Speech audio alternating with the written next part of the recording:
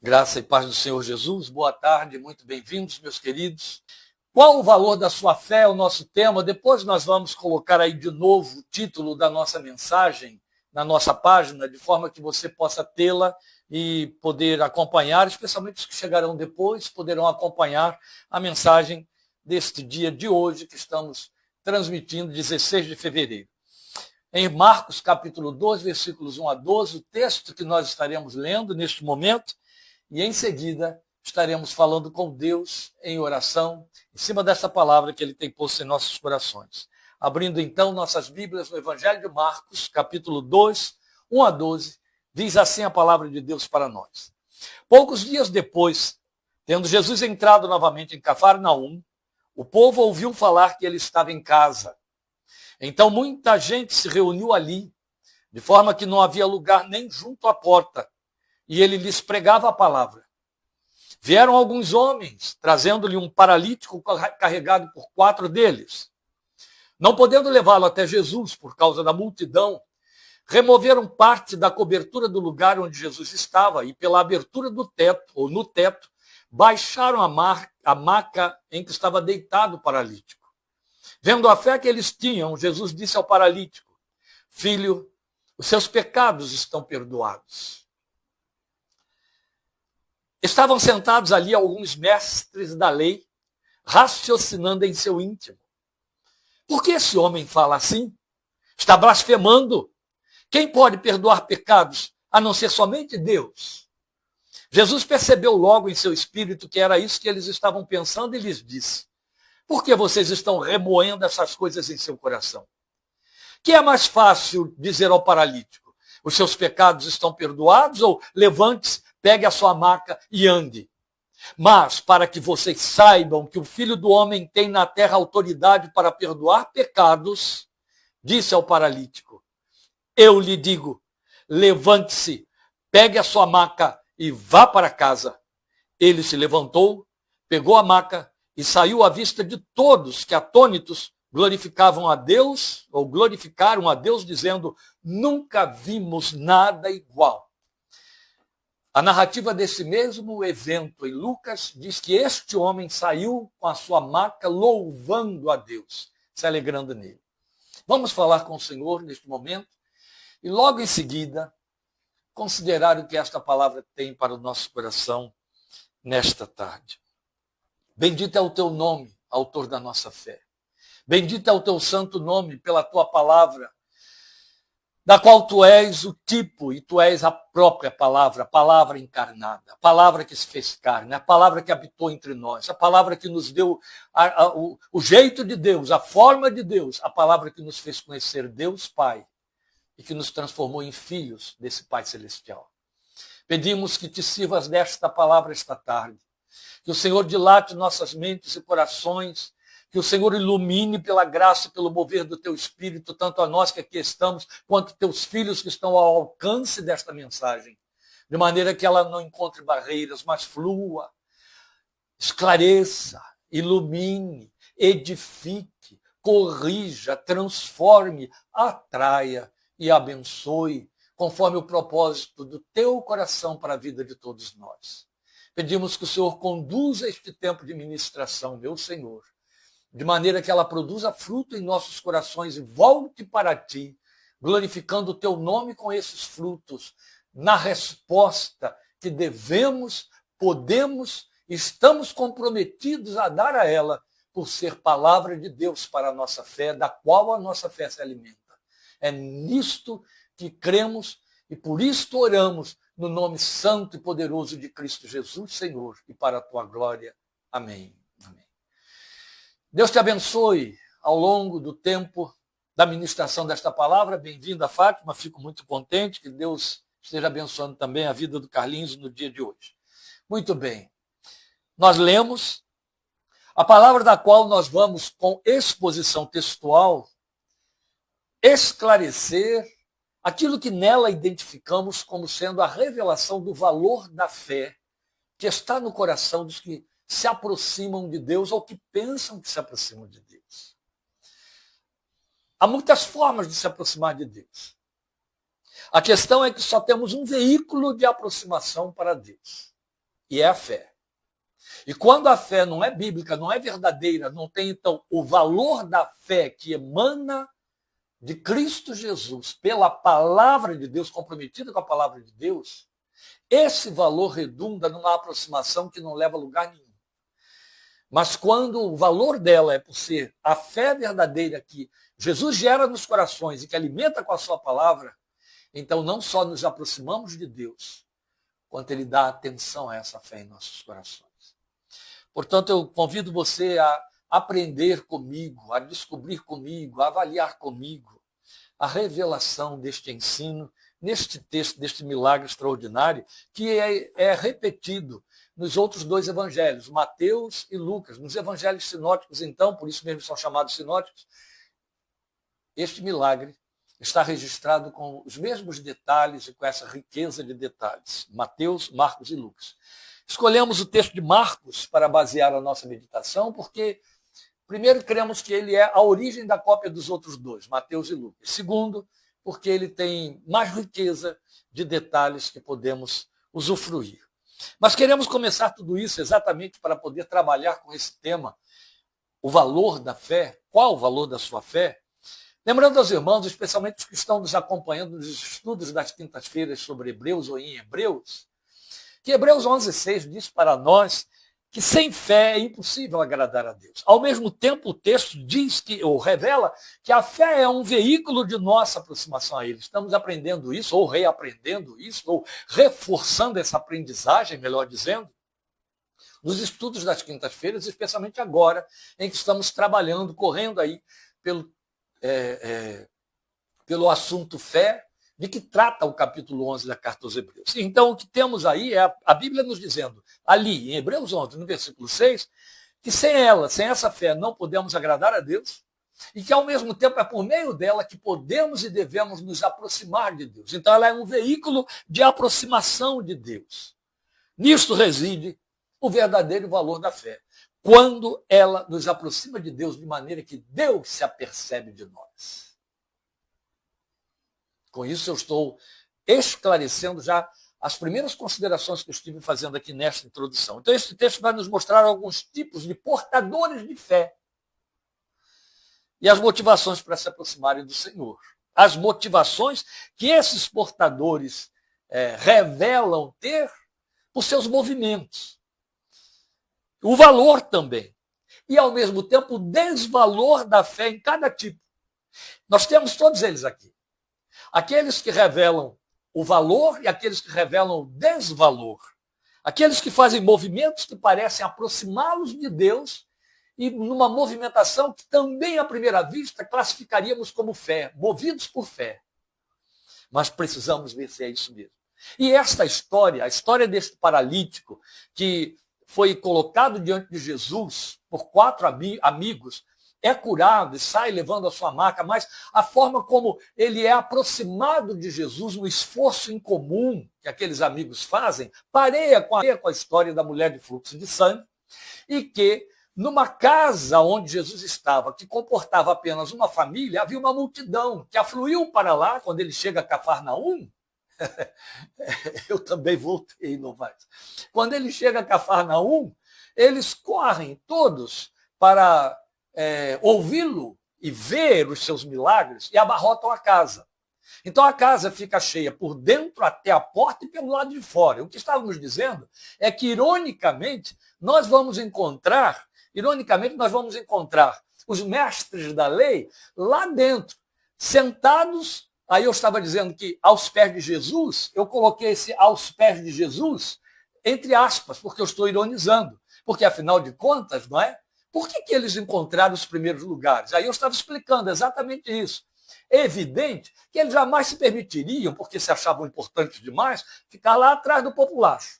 Segundo, porque o povo, até por conta disso mesmo, cederia lugar para eles, cederia espaço. Então eles foram ficar bem ao pé de Jesus. Mas foi muito interessante que Jesus soube usar isso para tratar de forma muito direta com eles. E aí é bem interessante que houve uma certa ocasião em que Jesus fez uma argumentação em que criticou aqueles que queriam sempre ocupar os primeiros lugares. Pois ali estava quem ocupando os primeiros lugares?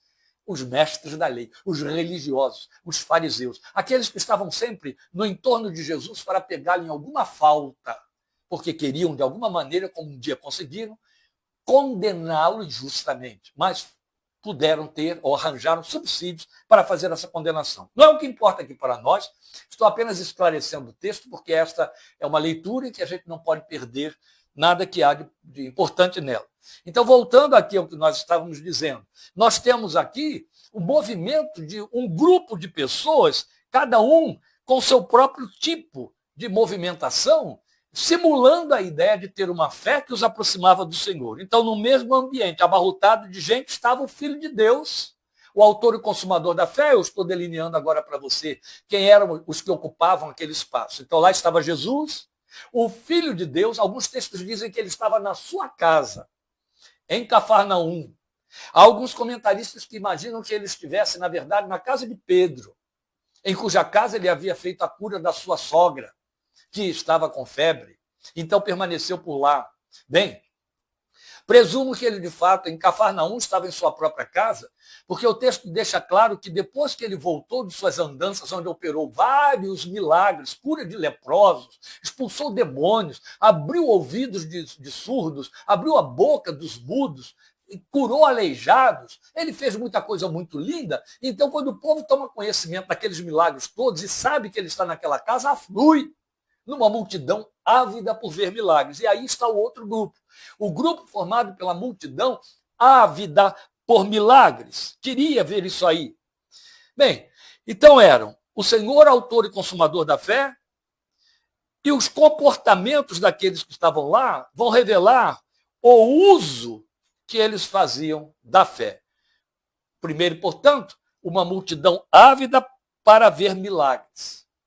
Era aquele tipo de gente que ainda está entre nós os temos entre nós em muita grande quantidade de igrejas evangélicas e até de outras. Aquele povo que é movido por uma fé nos efeitos. Eles querem o espetáculo da fé. Eles querem ver os efeitos aos quais dão nomes de milagres. Ou validam como milagre qualquer que seja o efeito, desde que seja lá dentro, naquele espaço e através daqueles agentes. São ávidos por ver milagres. A fé que se baseia nos efeitos. A fé que depende de que algo aconteça. Se não estiver acontecendo, voltam de ré. Como João capítulo 6 mostra para nós, depois da multiplicação de pães, quando Jesus deixou claro qual era a razão, a natureza da busca que aquela gente estava ali fazendo. Depois, outro grupo são os líderes religiosos, a que me referi agora, ávidos para poder ver e criticar, achar uma falha. Eles também foram lá, movidos pelo fato de saber que estavam diante de um mestre que poderia representar um perigo para a sua autoridade espiritual. E eles estavam em busca de achar Jesus em falta. A fé crítica, a fé especulativa, a fé religiosa, essa era a que habitava no coração deles. Eles existem, ainda existem. Eles não estão mais em busca de encontrar um Jesus a quem possam crucificar. Mas eles estão em busca de achar com o que criticar a palavra de Deus. Onde achar fraude e coisas semelhantes. Eles existem. Por outro lado, são religiosos, estão presos a seus credos. Eles acreditam mais nos seus credos do que na palavra de Deus. A verdade que eles sumariaram em suas ideologias tem mais autoridade, e ficam cegos para as outras coisas, tem mais autoridade do que todo o ensino da palavra de Deus. É a verdade na qual creem. Mas também temos um outro grupo formado por 4 homens que a própria palavra e o Senhor Jesus deixam claros que estavam cheios de uma fé que os moveu a quê? A compaixão por um amigo aleijado, um amigo deficiente físico. Então eram 4 homens cheios de uma fé que os moveu à compaixão e a buscar o Senhor em resposta de uma solução para o seu amigo. A compaixão foi a primeira movimentação que eles, então, procuraram ter, atendendo a fé nos seus corações, a favor de uma causa. Então nós chamaríamos essa fé de fé moralmente comprometida. Esse é o valor da fé desses 4 homens. É evidente que, em quarto lugar, nós vamos ter o próprio paralítico que concordou em ser levado até o Senhor para ser curado. E aí chamaríamos essa fé de uma fé dependente. Então, estamos classificando como sem valor a fé dos que são ávidos por milagres, a fé dos que são críticos religiosos, mas com verdadeiro valor a fé daqueles que se movem em direção ao Senhor e creem no que sair da sua boca. E a fé dependente, então a fé moralmente comprometida e a fé dependente revelada pelo paralítico, que ali também concordou em estar e ser levado por aquela forma tão incomum à presença do Senhor para ser curado. Warren Wiersbe, ou W. Wiersbe, como a gente costuma classificar, comentarista, o que ele pensou a respeito desse texto, que ele chama a nossa atenção para os movimentos do olhar de Jesus neste contexto. Eu quero compartilhar. Houve aí mais uma vez uma falha no sinal, mas vamos continuando. Hoje está difícil aqui, viu? Não sei se é porque está para cair temporal, não sei, não creio. Mas está difícil. Vamos lá, vamos tocando. Pois bem, o que o Yerges mostra para nós, chamou a atenção dele, os movimentos do olhar de Jesus lá dentro daquele ambiente. Então, num primeiro momento, ele olha no seu entorno e ele vê o povo que ali estava curioso. Claro, como já dissemos, ele veio operando vários milagres e chega naquele lugar e então a multidão aflui por conta dos vários milagres que ele veio operando. Mas em cada lugar onde ele operou milagres, os textos dizem claramente para nós, tanto Mateus quanto Lucas, ele ensinou. Ele fez milagres, mas também ensinou. Pois bem, ele olha então no seu entorno e ele vê o povo movido por curiosidade. Depois ele olha para o alto e vê aqueles 4 homens fazendo aquele tremendo esforço, abrindo o teto da casa em que Jesus estava, para fazer descer por ali o paralítico em sua maca. Logo em seguida, ato contínuo, ele olha para baixo e contempla o paralítico. Mas também ele olha para dentro do coração dos religiosos que estavam ali à sua frente. Então o Yerges chama atenção para esses 4 movimentos. Também entendi que, ao olhar para cada um deles, Jesus olhou, da mesma maneira como fez com os religiosos, ele olhou para o coração de todos eles. Ele viu, por exemplo, a compaixão e fé no coração daqueles 4 e no coração daquele homem que estava deitado na sua maca. Pois bem, ele olha para dentro do coração dos religiosos e vê esses corações cheios de maldade. Mas a nossa ênfase, meus queridos, ela cai sobre o valor da fé no coração daqueles 4 homens e do seu amigo paralítico, seu amigo deficiente. Veja, o que é essa fé, que já ficou claro aqui para nós, que é a que tem valor? É isso que estamos considerando? O que essa fé mostra para nós? O que ela faz? Qual é a resposta que essa fé no coração crente produz ou provoca? Primeiro, ela moveu aqueles homens até ele. Só para esclarecer aqui um pouquinho, aquilo que eles fizeram, todas as casas da Palestina naquele tempo, e ainda hoje você vai ter esse tipo de casa lá nas regiões da Argélia, nas regiões de Marrocos, elas têm escadas externas para darem acesso ao terraço, que via de regra era quadrado. Era um terraço quadrado e coberto todo revestido de ripas, de caibros, cobertos de palha. E essa palha, então, arrefecia o ambiente, segurava o calor, protegia a casa, impedia o sol e a chuva. O que aqueles homens fizeram foi subir pelo lado de fora, chegar até o lugar onde sabiam que era o espaço em que Jesus estava, e aí afastaram as palhas e os caibros, de maneira a ter espaço suficiente para descerem, provavelmente por cordas, a maca em que aquele homem estava. Imagine o esforço todo que foi desprendido, porque eles sobem com este homem na maca aquelas escadas até o teto da casa, minimamente 13 metros, para chegarem lá, subindo os degraus das escadas. Uma vez lá em cima, tem de colocar a maca em determinado lugar, identificar qual era a posição real em que Jesus estava, retirar as palhas sem deixar cair lá dentro, em cima do Senhor, não é? Para não atrapalhar o que estava acontecendo ali, porque Jesus estava ensinando. E ato contínuo, aberto o vão suficiente, certamente lá de cima eles estavam vendo o Senhor um pouco mais adiante, porque eles o descem até os pés do Senhor, à sua frente, Todo esse movimento prova o que nós estamos dizendo, ele foi feito por fé, foi Jesus quem identificou, vendo a fé que havia em seus corações, o texto diz. Eles foram movidos por fé. E aí, vendo a fé que eles tinham, o texto diz para nós no versículo 5, esse movimento ensina para nós o que uma fé verdadeira e com verdadeiro valor num coração produz. Ela gera um movimento que não se detém diante do impedimento. Por isso que eu comecei tudo isso, ficou aí na primeira gravação, né? E depois veio a interrupção. Isso pareia com a história daquela mulher do fluxo de sangue. Vocês vão lembrar que aquela mulher estava sob vários impedimentos. O primeiro impedimento que ela tinha era o fato de ser mulher. E num círculo fechado de homens que acotovelavam o Senhor Jesus, tão próximos estavam em tão grande quantidade, ela sabia que ela não tinha vez.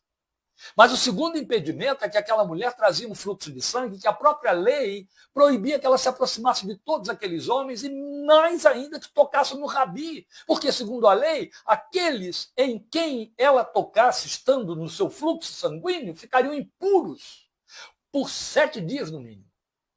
E então esse impedimento religioso era ainda maior do que o outro. O outro impedimento havia a fraqueza física, que seria desculpa para mim, para você, para qualquer outra pessoa, perdoem eu incluir você, para deixarmos de fazer movimentos de aproximação do tipo, eu não estou bem, eu hoje não estou bem. Hoje eu não estou em condições de orar, de ler a palavra, hoje eu não posso de jeito nenhum ir ouvir, aprender, ter comunhão com Deus, eu não estou bem. Ela não estava bem, e ela usou esse não estar bem para se aproximar do Senhor. Esse foi outro obstáculo que ela enfrentou. E mais, quando ela viu que não havia mesmo acesso, ela se abaixou, primeiro para se esconder, segundo para poder passar entre as pernas daqueles homens, porque o seu propósito era tocar em Jesus, ainda que na orla da sua veste. Movimento semelhante, então, é o que está acontecendo aqui. Esses homens não tinham esse impedimento conceitual, impedimento da lei, impedimento religioso, mas eles tinham o impedimento ambiental. Havia obstáculos. O primeiro obstáculo era a multidão. Como iam passar com um homem com maca no meio de uma multidão concentrada que não dava acesso nenhum ao Senhor? Não tinha como. E então a única solução que eles encontraram é subir as escadas. Criaram isso, abriram o telhado e desceram o paralítico por lá. De onde estamos não adianta clamar, ele lá dentro não vai ouvir. Ele não vai deixar de fazer o que está fazendo, eu estou criando aqui a suposição deles. E vir aqui fora, há outros aqui com outras necessidades. Mas nós nos deslocamos desde o lugar em que ele está. Nós ouvimos falar que esse homem cura.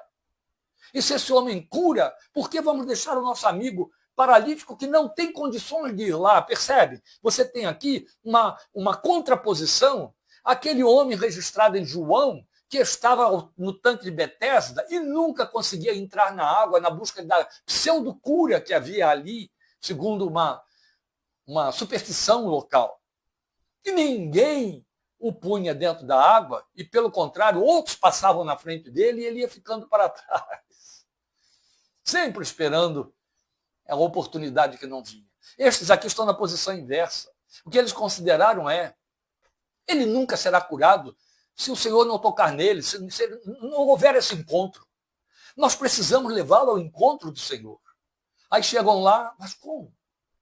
Não tem como passar no meio dessa multidão, ninguém vai dar a vez. E um deles, ou os 4 ao mesmo tempo, olharam o telhado e pensaram, não, vamos subir, vamos levar até lá e a gente vai dar um jeito. E em lugar dele ficar lá atrás ou pedir licença, nós vamos colocá-lo na presença do Senhor. O nome disso é uma fé que move. É uma fé que não encara os fatos reais do impedimento, as circunstâncias. Esse tipo de fé, meus queridos, tem outro tipo de expressão em circunstâncias que nós desconhecemos muito pela liberdade de nossos tempos e de nosso lugar. Ainda há em muitos lugares, muita gente, aí há poucos dias pregando sobre isso, eu tive o retorno de Rosinha, de Neuza, falando de 380 milhões de pessoas que sofrem perseguição por conta da sua fé em Cristo, que não tem esse acesso, essa acessibilidade, muito menos essa liberdade. Nós temos toda e mais do que precisamos, muito mais. e não a usamos. Não precisamos de esforço de espécie alguma. Nenhum tipo de esforço. Hoje você não precisa nem sequer, se não quiser, sair pegando uma condução na rua, um Uber, um táxi, um ônibus, para ouvir a palavra. Basta o que você está fazendo agora, você está ouvindo. Aí, ó, na sua sala, onde você está, no seu ambiente confortável. Nós temos liberdade demais e por isso tudo se vulgarizou e a fé com isso mingua. Não paga preço nenhum, não faz esforço algum. Sabe o que desafia a fé? O impedimento, a perseguição, as dificuldades. Isso desafia a fé e só a faz mover-se quando ela existe, quando ela é verdadeira, quando ela está lá no coração, como no coração desses 4 homens. Eles não se detiveram diante do impedimento. Para os demais, nada custou chegar ali.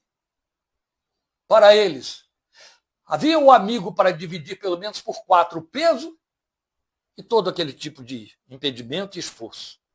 Que mais essa fé verdadeira fez no coração daqueles homens? Ela os moveu a criar seu próprio meio de acesso, a nível do absurdo, para conseguir chegar até ele. Sabe o que eu chamo isso?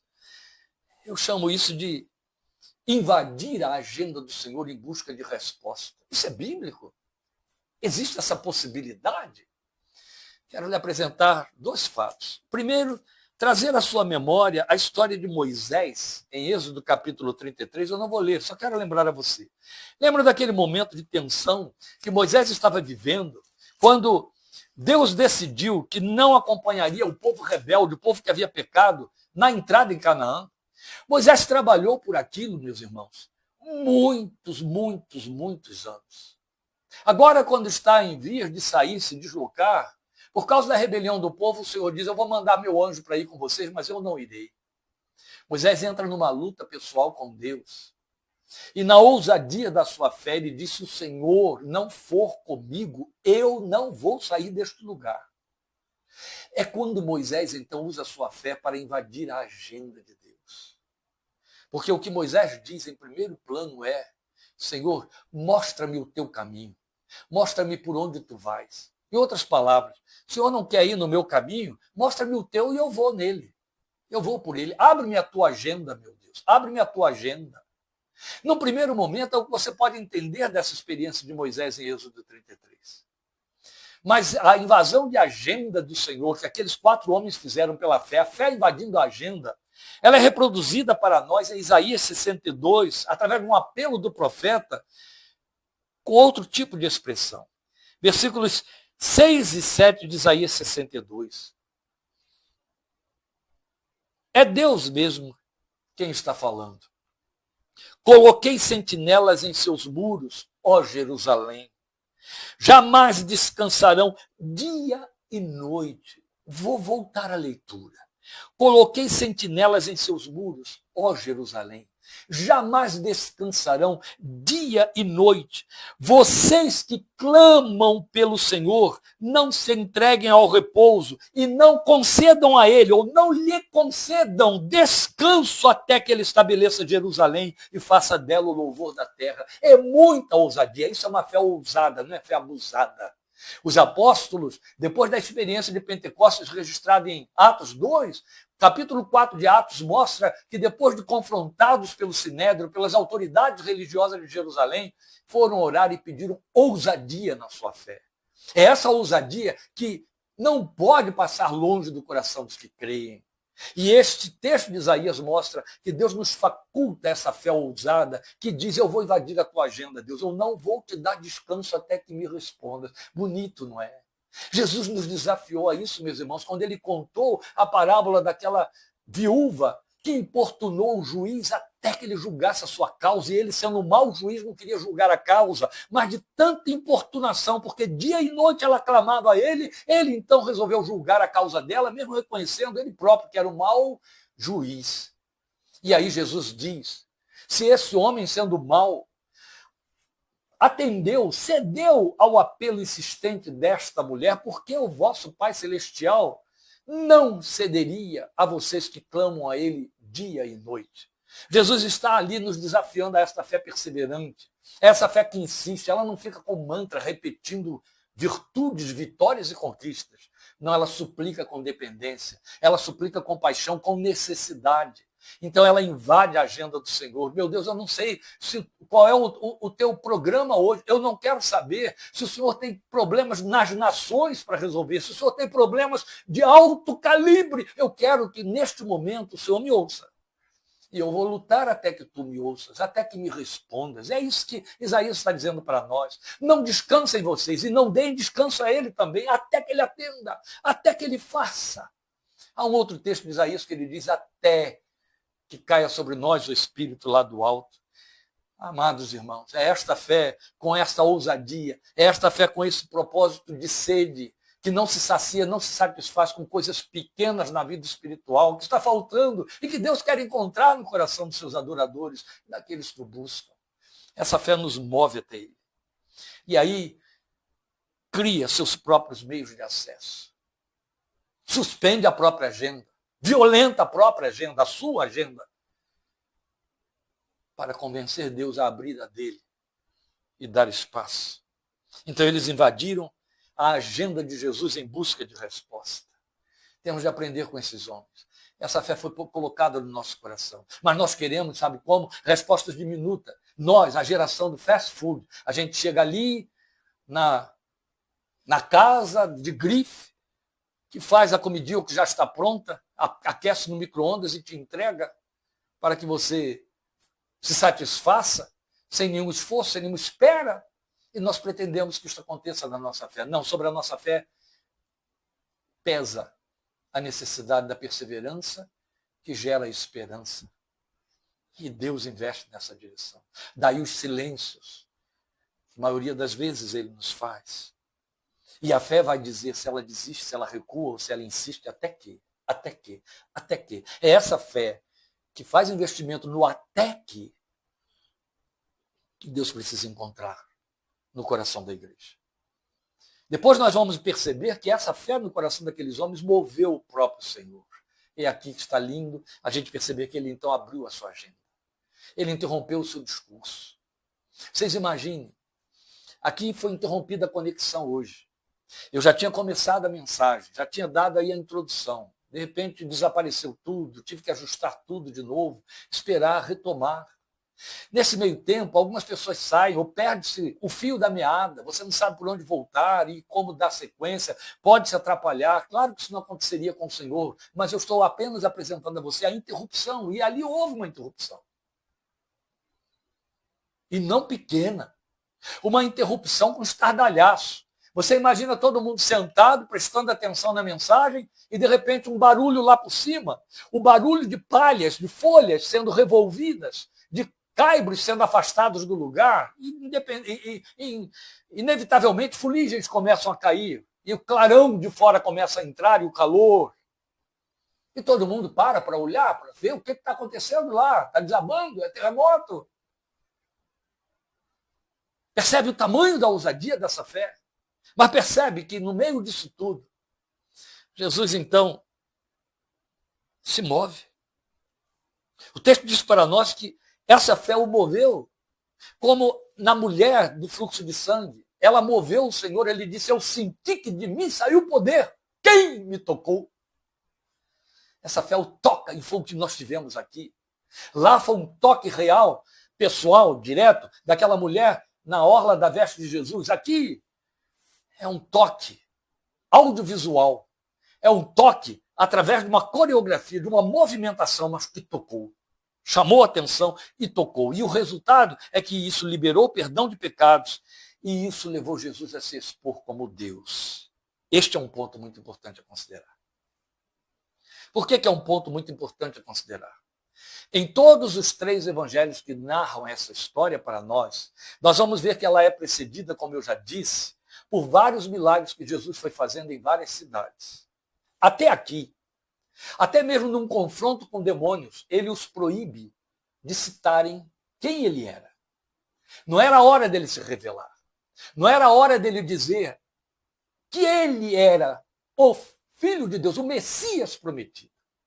É nesta casa E neste momento, que diante dessa fé que moveu aqueles homens e que moveu o Senhor, que ele se revela como Messias. Porque ele usa um título que extrai lá de Daniel, que ele vai usar dali para frente, vai se servir dali para frente, e que especialmente os críticos religiosos que estavam ali no seu entorno sabiam muito bem o seu significado, filho do homem. O filho do homem, Jesus diz. Filho do homem é a expressão usada por Daniel, cunhada para falar do Messias que haveria de vir. Jesus assume diante deles neste momento que ele é o filho do homem, então ele está se revelando como Messias, mas ele foi além.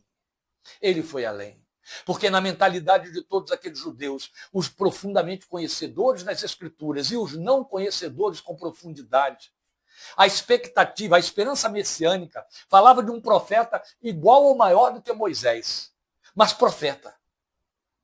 Jamais que o Messias seria o próprio Deus encarnado, vindo na forma de homem, para ser Deus entre os homens. Nunca eles entenderiam ou aceitariam isso. E Jesus ali se revela como Deus, sem rodeios. Se revela naquele momento, é uma forma linda. Ele revela o seu primeiro sinal de maravilha do que vem fazer nas bodas de Caná, como João registra para nós no Evangelho, capítulo 2, mas ali ele não se declara a Deus. Agora aqui, ele se revela a Deus. Ele provoca no coração dos seus críticos religiosos a assumição do que ele está fazendo. De tal maneira que eles não hesitam em dizer, ele está blasfemando, está querendo se fazer passar por Deus. E prestem atenção, não era por conta do milagre e dos milagres que ele tinha feito. Milagres ele já tinha feito, imensos milagres, e eles sabiam, por isso estavam lá. E por isso estavam preocupados. Não, foi pela declaração que ele fez. Porque quando ele olha aquele homem aos seus pés, ele declara imediatamente, filho, os teus pecados são perdoados. O que é que ele provocou? A mente aguçada nos credos, a mente aguçada nos dogmas, a mente aguçada na religiosidade judaica, que os levou a dizer imediatamente, ninguém pode perdoar pecados a não ser Deus. Ele está querendo se passar por Deus? E Jesus assume, para provar a vocês que o Filho do Homem, eu tenho na terra autoridade para perdoar pecados, então eu sou Deus, conforme o próprio conceito que vocês estão dizendo aí nos seus corações. Aí ele prova, curando o paralítico. Entende? Então não se trata de uma coisa pequena. Você percebe o que a fé no coração desses homens provocou no Senhor? O que significa esse movimento-resposta de Jesus? É uma fé desse quilate, desse tamanho, dessa tarimba, com essa profundidade, com essa intensidade, com essa ousadia. É essa fé perseverante que insiste, que produz coisas que nos surpreendem. E se temos um Deus que gosta de criar surpresas à fé, é o nosso Deus. O Filho do Homem, com autoridade para perdoar pecados e também para ver o que vai no coração dos homens, porque a outra coisa que deve ter surpreendido a eles é que o texto, todos os 3 textos dizem que eles estavam considerando no seu coração estas conjecturas. Quem é este? Ele pensa que é Deus para perdoar pecados? Só Deus pode perdoar pecados. E Jesus então diz, o que é isso que vocês estão arrazoando, pensando aí no coração de vocês? O que ele revela? Eu sou tanto Deus que eu sou onisciente. Eu conheço o não comunicado, o não falado, o discurso encoberto. Eu sei ver pelo lado de dentro. Eu vejo o coração como Deus vê, porque é Deus. Com isso, o que é que a gente vai descobrindo aqui? Que o valor da verdadeira fé desperta, primeiro, naqueles que a têm, qualquer preço para se aproximar do Senhor. Queridos, eu gostaria que vocês comigo parassem em cima dessa colocação que eu acabei de fazer. O valor da verdadeira fé produz qualquer preço para se aproximar do Senhor. Vê, é a antítese do que eu avisei antes, do que eu comuniquei antes. Ainda estamos cercados de pessoas em muitos lugares que têm uma dificuldade muito grande para se aproximar de Deus e não recuam diante dela. Para nós, está fácil demais.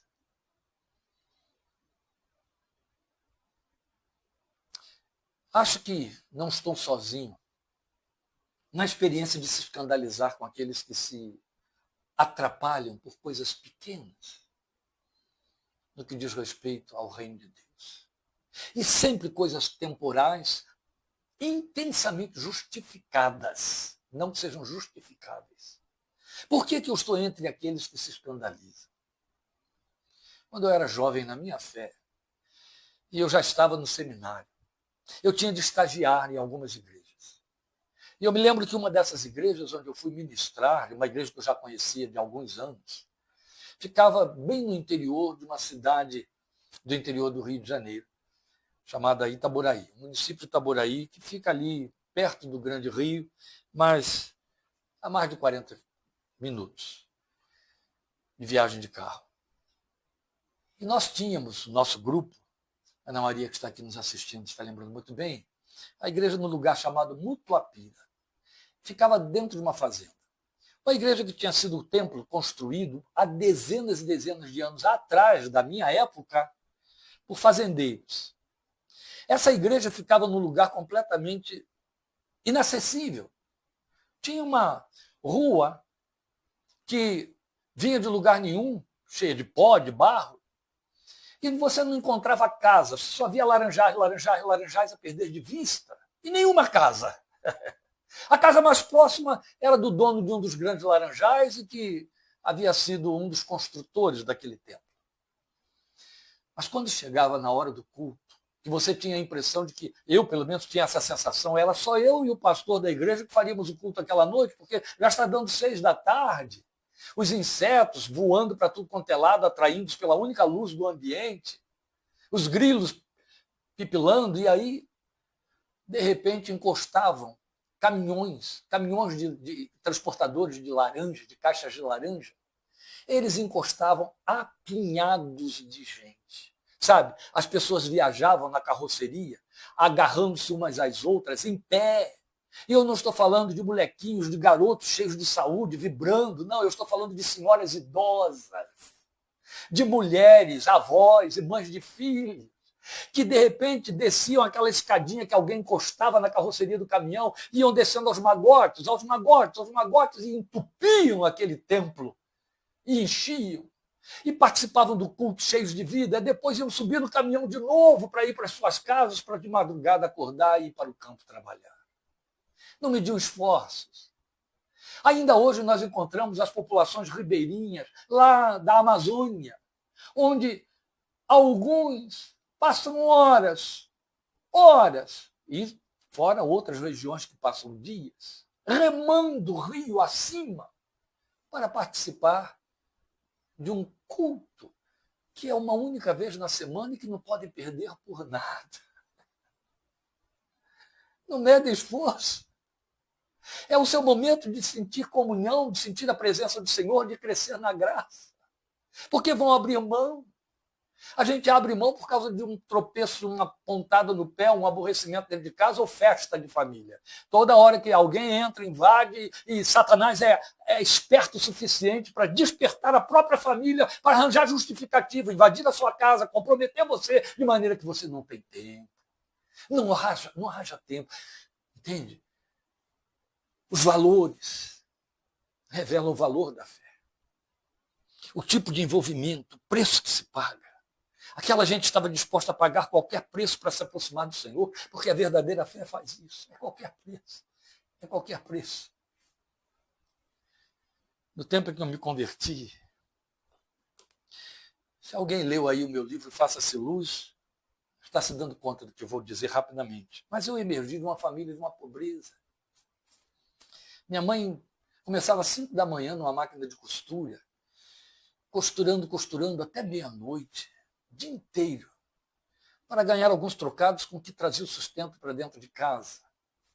E aí eu me converto numa igreja que ficava numa outra cidade, a 13 quilômetros da minha, mas a distância entre minha casa e aquela igreja era de uma passagem de ônibus, de ida e de volta.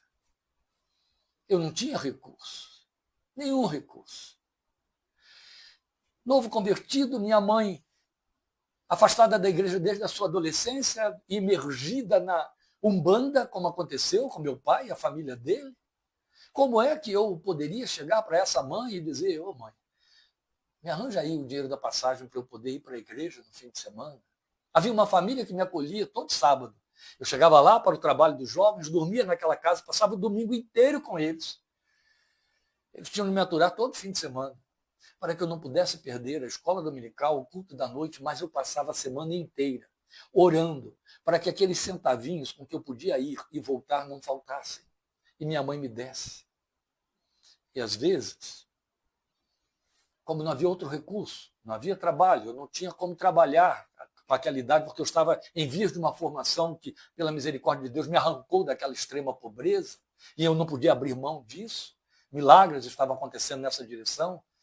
Às vezes, durante a semana, eu ia catar ferro velho, garrafas de vidro, latas vazias, para vender e conseguir o dinheiro da passagem para poder participar do trabalho no fim de semana.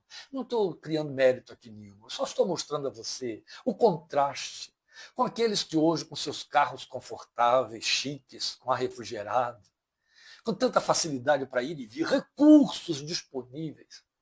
Às vezes não param nem diante de uma tela para alimentar a sua fé, porque estão ocupados com coisas menores. Sabe que fé que está aí dentro desses corações? É vagabunda, não tem valor nenhum, tem valor nenhum, tem valor nenhum.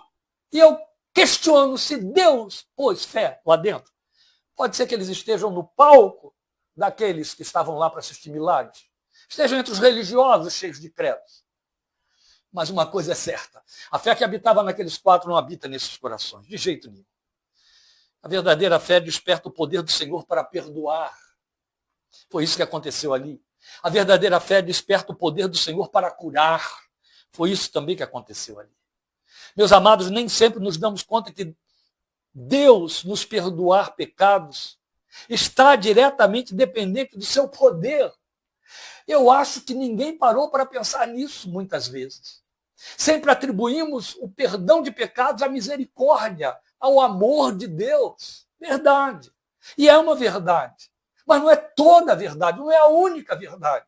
Não é apenas compaixão e misericórdia que manifesta-se na forma de graça, o que move Deus a nos perdoar pecados. Este texto está ensinando para nós, nas palavras do autor da fé, que Deus nos perdoa pecados, e Deus nos perdoar pecados está diretamente dependente do seu poder.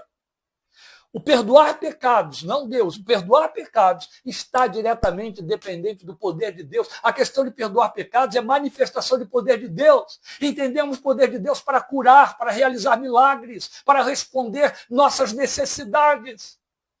Eu acho que dificilmente vamos encontrar alguém pensando que dependemos do poder de Deus para perdoar nossos pecados, que até mesmo sequer nos damos conta de que isso é um fato e que necessita de manifestação de poder. Mas aqui está o texto ensinando isso para nós. Então não é exclusivamente compaixão. Há poder comprometido aí. Isto fala da encarnação, a cruz.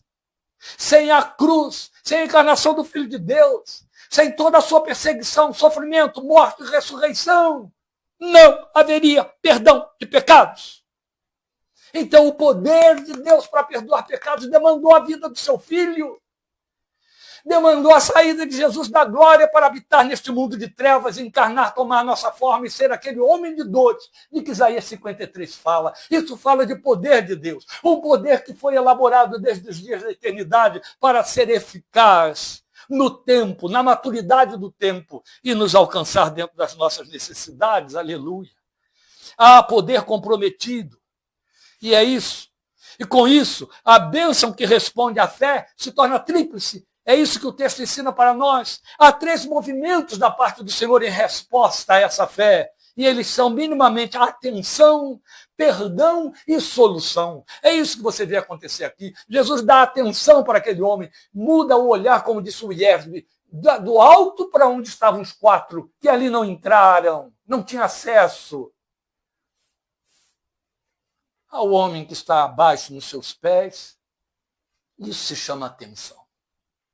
Logo em seguida, imediatamente, ele é movido a perdoar aquele homem que sequer estava nessa expectativa. E deve ter sido surpreendido com aquela fala de Jesus, outro tanto os 4 que lá em cima estavam. E por último, solução, resposta, a resposta do que foi buscado, a cura, e ele saiu curado. Mas eu encerro chamando sua atenção para o que a mim parece a magna lição que este fato milagroso nos traz. Ô, pastor, você ainda não falou da magna lição? Vamos lá. A magna lição é essa, eu pontuei ela agora. Jesus foi movido a fazer aquilo que lhe é prioritário: perdoar pecados. Um comentarista disse, eu concordo muito com ele, porque achei isso muito bonito e é fato, que quando você vem lendo a narrativa de Marcos e também de Mateus, você vai encontrar, mesmo Mateus, onde você tem o Sermão do Monte, mas especialmente em Marcos, você vai encontrar uma série de milagres sendo registrados, alguns até indefinidos. Jesus curou muitos, o texto diz assim, mas era uma série de milagres que estavam acontecendo ininterruptamente. Em nenhum desses milagres, a palavra pecado ou perdão de pecado foi mencionada. É como se naquele momento Jesus dissesse, é hora de revelar o que eu vim fazer. Eles estão pensando que eu vim aqui apenas para operar proezas, fazer milagres, sinais que tragam o crédito para meu ministério como profeta. Não, eu vim aqui para perdoar pecados e agora eu não vou perder a oportunidade.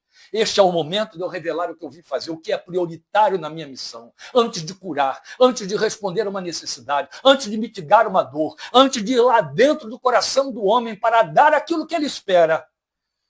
Eu vou lhe dar perdão porque eu vim para fazer isso, perdoar pecados. Porque esse é o maior problema que a alma humana tem. Esse é o maior problema que o corpo humano tem. Não estou dizendo, nem pretendo dizer, porque não é verdadeiro, que todas as doenças que nós temos têm origem no pecado ou têm como causa o pecado. Poderia dizer, como a própria morte, que tem como origem o pecado universal, a queda que nós herdamos com Adão. Mas não que particularmente um pecado produza uma enfermidade. No entanto, é fato que com ou sem enfermidade, o maior problema do ser humano é pecado. Haja vista o fato de que tem quem passa o privilégio, mesmo nesse nosso tempo, de atravessar dezenas de anos sem uma enfermidade, para morrer ou por extrema velhice, ou por um acidente, ou uma morte súbita. A verdade é que qualquer que seja a forma de morrer, morre em pecado. Não estava na agenda dos que buscavam o perdoar pecados, nem daqueles 4. Mas é o que seu currículo prioriza, é isso que eu estou chamando a sua atenção. A sua agenda, a agenda dele, o seu currículo priorizava perdoar pecados, e ele então não perde mais tempo. Nem sempre nós temos a resposta, meus amados, da forma que pretendemos, que a nossa fé pretende, nem na ordem que nos parece ideal. Ele a tem. Entende? Ele tem a resposta, aquela que eu não sei, que eu desconheço. Esta é a razão porque muitas vezes estamos indo numa direção e ele parece vir noutra, ou nos levar noutra direção. Ele tem suas próprias prioridades, ou seja, ele sabe o que nos é oculto, ele sabe daquilo que não temos consciência e que ele entende, que é o que exige uma solução que só ele pode dar. A minha necessidade até busca várias respostas em vários meios. Às vezes nós o deixamos em último lugar. Mas mesmo nessa busca, em último lugar, nós entendemos que ela é tudo quanto vale, é tudo quanto resta, é tudo quanto temos, a nossa necessidade. E a resposta dele parece não atender ou ir noutra direção, porque ele sabe qual é a real necessidade que a nossa vida tem e pela qual a nossa fé nos deve mover a ele. Então você percebe que a sua ênfase foi provar que tinha poder para perdoar. Essa é a expressão que ele declara. Textualmente, Jesus disse para provar que o Filho do Homem tem na terra poder para perdoar, entende? O perdão ligado ao poder. Poder para perdoar, lindo isso. Não é coração para perdoar, amor para perdoar, compaixão para perdoar. É poder para perdoar. Quem é esse? E pode perdoar pecado, só Deus perdoa. Nem eles atribuíram isso a uma manifestação de poder. É Jesus quem faz esse registro. Para perdoar é preciso ter poder, poder divino. Eu tenho esse poder e eu perdoo. Glória a Deus. Meus amados, para curar, Jesus não precisava provar nada. A própria multidão que estava ali era testemunha disso. Por isso estavam ali. Eles estavam ali porque já tinham visto Jesus fazer muitos milagres. Então ele não precisava provar nada. Ele já havia dado provas tão abundantes de que ele podia curar e fazer milagres, que aquela multidão afluiu por conta disso. Então não havia nada a provar quanto ao poder para fazer milagres. Mas ele precisava provar que tinha poder para perdoar. E aí faz um milagre que corrobora o seu poder. O que ele queria mostrar, portanto, é que tinha poder para perdoar. É lindo. De milagres entendiam profetas, de Moisés a Elias. Mas poder para perdoar pecados, só Jesus tem.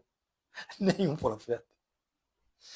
E daí, nós devemos aprender que qualquer que seja a razão pela qual nossa fé nos mova a Ele, perdão de pecados é o que Ele sabe que todos, qualquer um, todos, precisam em primeira mão.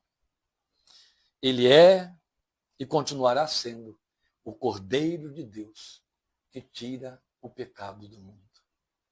Sempre que você se aproximar dele em oração, a qualquer momento do dia, se você separa algum momento, não esqueça de uma coisa.